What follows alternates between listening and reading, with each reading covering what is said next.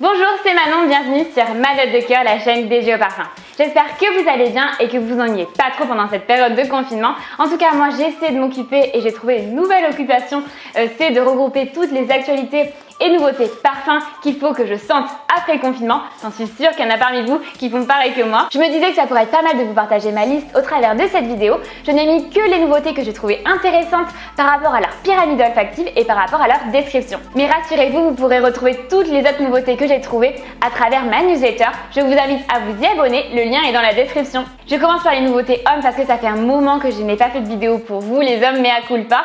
Mais il y aura aussi d'autres vidéos pour les nouveautés femmes et les nouveautés mixtes avec la parfumerie confidentielle. D'ailleurs, je vous invite fortement à aller regarder cette vidéo parce qu'il y a vraiment plein de nouvelles collections privées et de pépites olfactives en devenir, j'en suis sûre. N'oubliez pas de vous abonner et surtout d'interagir avec moi en commentaire, c'est toujours super chouette de pouvoir échanger avec vous sur le parfum.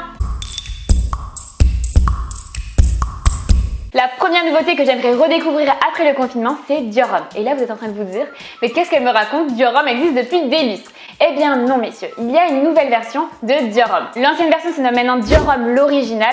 Franchement, je ne comprends pas pourquoi Dior a repris le même nom pour une nouveauté, étant donné qu'en plus Dior Homme marchait super bien. Pour moi, c'est l'un des meilleurs parfums qui existent sur le marché masculin. Autant l'eau de toilette, l'eau de parfum que l'eau de parfum intense. Toutes ces versions sont hyper originales et sophistiqué. Pour moi, il ne fallait pas le changer et surtout parce qu'il y a aussi ma matière préférée qui est l'iris et c'est la reine maîtresse de toutes ces versions. Donc vraiment, je ne comprends pas, il faut m'expliquer Dior pourquoi avoir repris le même nom pour un autre parfum et surtout je trouve que c'est horrible pour la compréhension des consommateurs, ça nous perd encore plus. Pour être honnête, cette nouveauté, je l'ai déjà sentie en début d'année pour savoir ce qu'elle me cachait.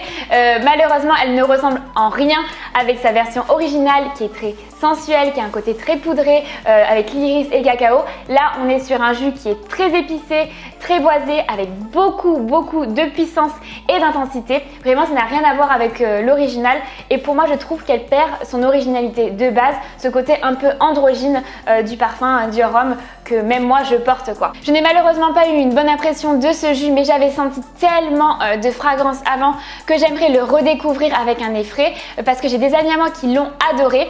Donc bon, je vais voir. Moi j'ai eu une mauvaise impression, mais peut-être que ça va changer.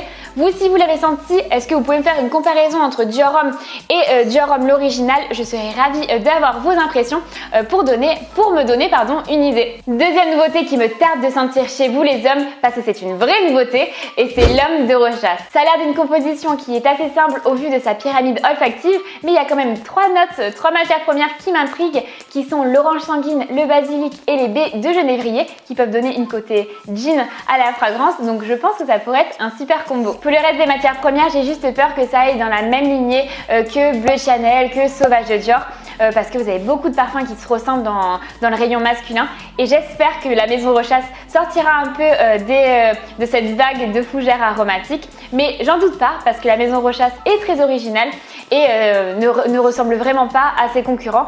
Par exemple, si vous ne connaissez pas le parfum Moustache, je vous conseille vivement d'aller le sentir. C'est une autre fragrance de la marque, elle est vraiment très jolie et si vous êtes un amateur des parfums de niche, elle ressemble un peu à Tuxedo du Saint Laurent. Troisième nouveauté qui me fait de l'œil, c'est l'homme idéal extrême de Guerlain. Je ne suis pas une grande fan des versions intenses extrêmes. Je ferai peut-être une exception pour Dior Homme Intense parce que je trouve que la version est vraiment très jolie.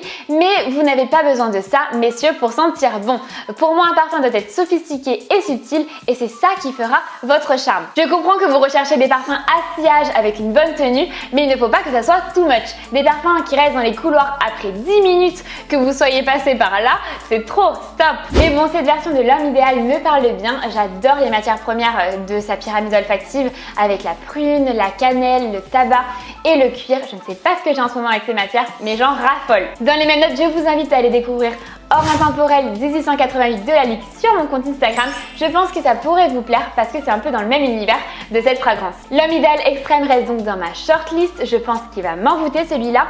Je vous donnerai mon point de vue sur toutes les fragrances que je vais vous citer dans cette vidéo après le confinement quand j'aurai le temps d'aller les sentir. Donc n'oubliez pas de vous abonner à ma chaîne YouTube et aussi à mon compte Instagram.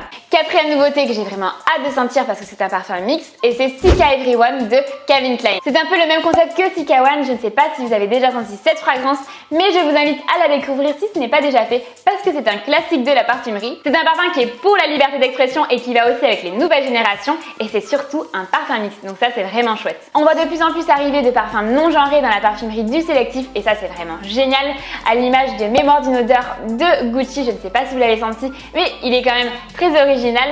Vous pourrez sentir, je pense, qu'il est dans le rayon féminin et pourtant c'est un parfum mixte. Mais sincèrement, dans le parfum, il ne faut pas que vous mettiez une case si c'est parfum homme ou parfum femme.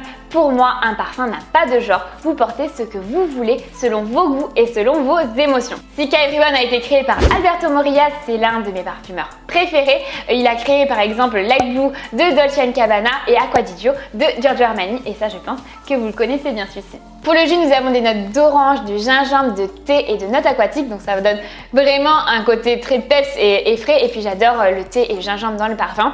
Le gingembre est une note qui est hyper tendance en ce moment, on en voit de partout. Et surtout chez vous les hommes, vous avez plein de nouveautés qui vont arriver avec ces notes. Je vais vous en citer quelques-unes. Vous avez Yves Saint Laurent White Fresh, vous avez Stronger With You Freeze et vous avez aussi le Wanted Tonic Men qui ont cette note, donc je vous invite à aller les découvrir parce que je pense que vous allez peut-être aimer ce côté très frais et très épicé du gingembre. Sika Everyone, vu ces notes, je pense que c'est un parfum frais, assez léger pour l'été, plutôt un parfum de peau. Il ressemble quand même plutôt pas mal au niveau de sa pyramide olfactive à son prédécesseur qui était Sika One, donc on verra s'il aura le même succès planétaire. Cinquième nouveauté que j'aimerais absolument découvrir après le confinement, c'est Pacha de Cartier en parfum. J'aime beaucoup la marque Cartier, je trouve les jus hyper originaux à l'image de Déclaration ou Déclaration d'un soir de Cartier. Si vous ne les connaissez pas, je vous invite fortement à aller les découvrir parce que pour moi ce sont des pépites olfactives. Mais surtout, et ce que j'aime par-dessus tout dans la marque Cartier, c'est qu'elle va vraiment à l'encontre des tendances et elle fait un peu ce qu'elle veut. Et ça j'aime beaucoup parce que c'est rare dans le sélectif. Souvent, ils vont dans la même vague et Cartier ce n'est pas du tout le cas. Je ne connais pas bien la version originale de Pacha de Cartier, donc ça sera la bonne occasion d'y replonger mon nez et de développer ma culture olfactive avec cette nouvelle extension de gamme. Ce qui me plaît le plus dans cette nouveauté, c'est qu'il a l'air bien différent de ce qui se passe sur le marché masculin, donc je vais vous dire sa pyramide olfactive sans plus attendre. Ambre sénile, santal, pin, liqueur, benjoin, peptonka. Je pense que c'est un cocktail d'ambre bien envoûtant, bien enveloppant pour bien nous rassurer après le confinement, donc j'ai vraiment hâte de le découvrir. Si vous ne savez pas ce que c'est l'ambrosénile est une molécule captive chez Symrise, c'est-à-dire qu'elle est exclusive seulement à cette maison de création et elle a une odeur très ambrée et boisée et je pense qu'elle pourrait être du plus bel effet dans cette composition. Il y a aussi notre liqueur qui me fait de l'œil dans cette composition.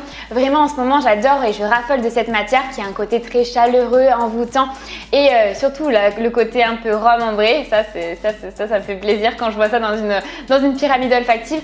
Donc vraiment j'ai hâte de le sentir. D'ailleurs si vous n'avez pas vu ma dernière vidéo sur un parfum pour chaque saison, j'ai parlé de Aura de Cuba, c'est le premier de ma sélection et qui a cette même vibe, ce même univers. Donc je pense que ça pourrait vous plaire, donc je vous invite à aller regarder cette vidéo. Bien entendu, il y a d'autres fragrances qui sont sorties pendant le confinement, comme L'Homme, le parfum d'Yves Saint Laurent, Acqua di Gio Profundo de Giorgio Armani, One Million, le parfum. Mais sincèrement, je ne pense pas qu'ils vont casser le game, donc c'est pour ça que je n'ai pas voulu en parler dans cette vidéo. Mais vous pouvez retrouver toutes les nouveautés de ce début d'année dans ma newsletter qui est en description. Si vous avez déjà senti certaines nouveautés, n'hésitez pas à me partager votre opinion en commentaire, je me ferai une joie de vous lire et surtout ça pourrait aider les nez curieux qui nous regardent à savoir à quoi s'attendre. Si vous avez besoin d'aide et de conseils sur vos parfums, n'hésitez pas à m'envoyer un message privé sur Instagram, j'ai vraiment l'habitude de faire ça, donc n'hésitez pas et je me ferai une joie de vous répondre. Et surtout n'oubliez pas de vous abonner à ma chaîne pour rester au parfum des dernières actualités parfumées et je vous dis à très vite. Ciao ciao!